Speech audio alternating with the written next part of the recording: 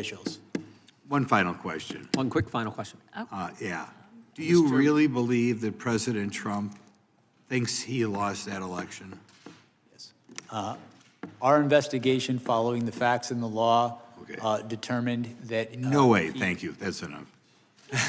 I have a unanimous No way. consent Gentleman request. from New York is recognized for unanimous consent. Actually, I have two. One is to article entitled, "With A.G. Bondi next to him, Trump says deranged Jack Smith must be investigated." And the other is a tweet from Marco Rubio. "There is nothing patriotic about what is occurring on Capitol Hill. This is third world style anti-American anarchy." Without objection. Gentlelady from Texas is recognized. Can I get an extra 33 seconds? You get your full 5 minutes. Well, okay, fine. It's curious because you've sat here all day, and thank you so much for showing up because this was something that you wanted to do. The Republicans wanted to make sure that you were hid in a room with no cameras because I was there. They didn't really want you out public because they were afraid of what you would say, which is that you could have proven your case because you are a career prosecutor who knows how to prosecute criminals. So just to be clear, today it seems like the Republicans have not really fought very much about whether or not Trump was guilty or not. In fact, their fight seems to be over whether or not you were authorized to prove their guilt. Do you recall a number of Republican members asking about whether or not your appointment was okay, even though we know that you've testified about the more than 100-year precedent that allowed for your appointment? I was asked questions about that today, and our position, as we filed in our appeal, is that there was strong support for my appointment, including Supreme Court precedent directly on point. Thank you so much.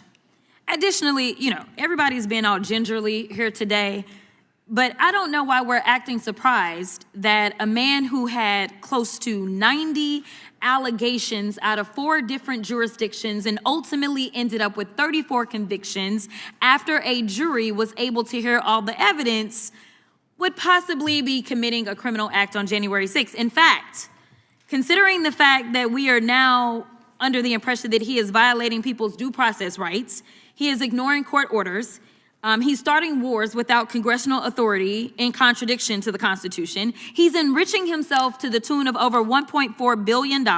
He's shaking down electeds to draw maps that will help him stay in power because the Republicans don't understand that they swore an oath to the Constitution and that we are supposed to do checks and balances. He's also shaking down TV stations to get money. So why are we trying to pretend as if it is out of the realm for this particular man to commit the crime that he committed on January 6th, and frankly, the only reason he ran for president was to make sure that he would not be prosecuted, because I fully believe that you would have put him under the jail based on our long-form conversation that we had.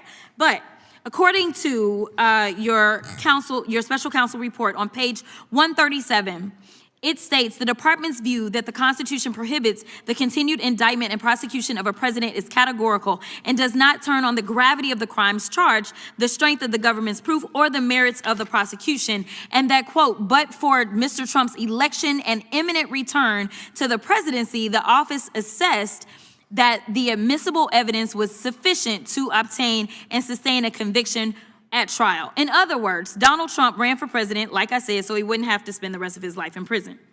The chairman and other members of this committee have spent all day attacking you and trying to rewrite the history of January 6th.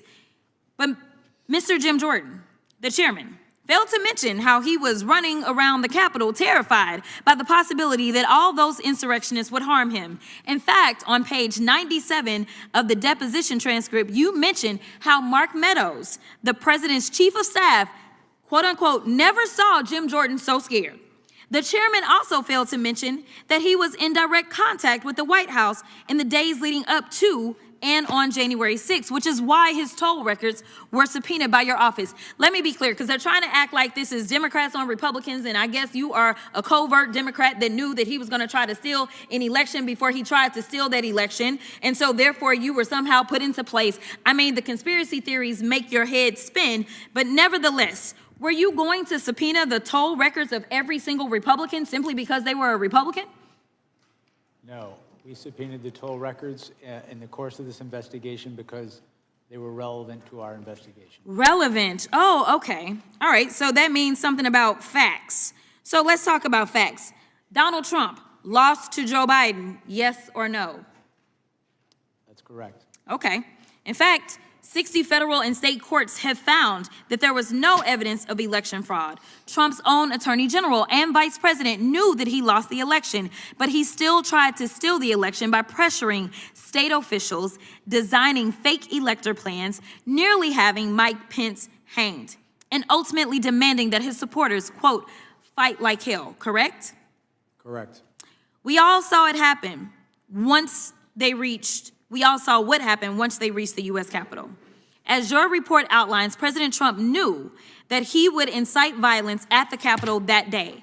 In fact, some of Trump's senior advisors were pushing for violence. For example, page 81 of the report details how co-conspirators number 2, John Eastman, tried to convince Mike Pence to break the law, stating that, quote, violence was necessary. So it isn't just Trump who is responsible for the death of multiple law enforcement officers and the injuries of thousands of people. A lot of Republican members of Congress are also responsible.